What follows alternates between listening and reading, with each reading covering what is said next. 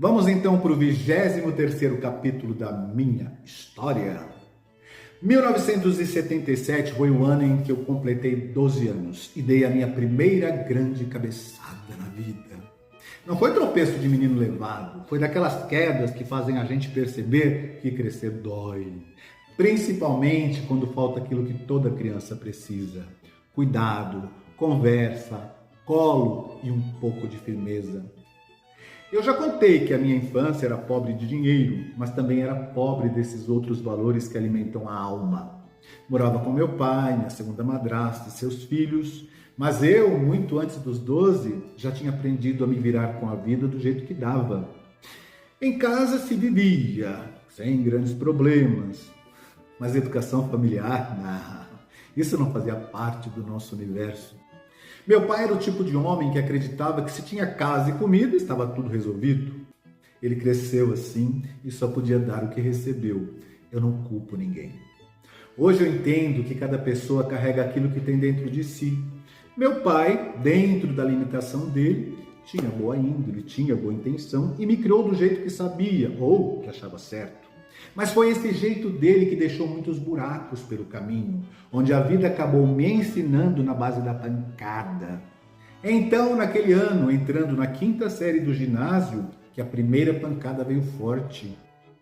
Eu nunca tive dificuldade de aprender, mas naquela época eu achava a escola uma chatice. Eu queria mesmo ficar em casa, vendo TV, brincando na rua. Na minha cabeça, a criança durava para sempre, a vida adulta era coisa para depois, bem depois. E aí eu já tinha aprendido a matar umas aulas de vez em quando, me achando muito esperto.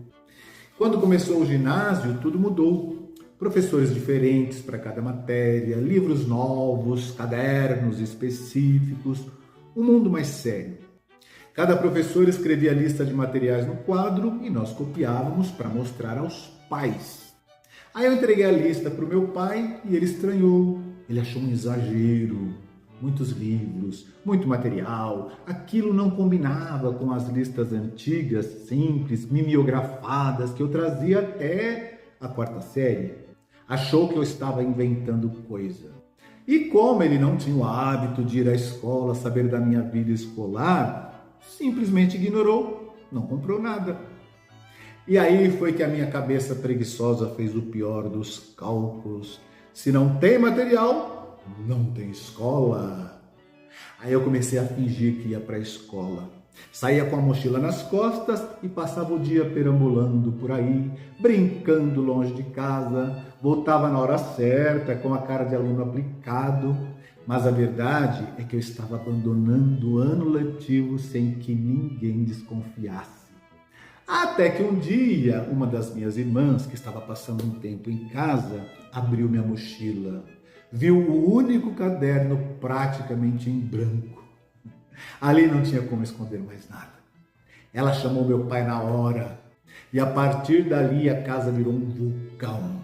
Meu pai foi à escola, descobriu que eu simplesmente desapareci das aulas por meses e que não tinha mais como recuperar o ano. Voltou furioso.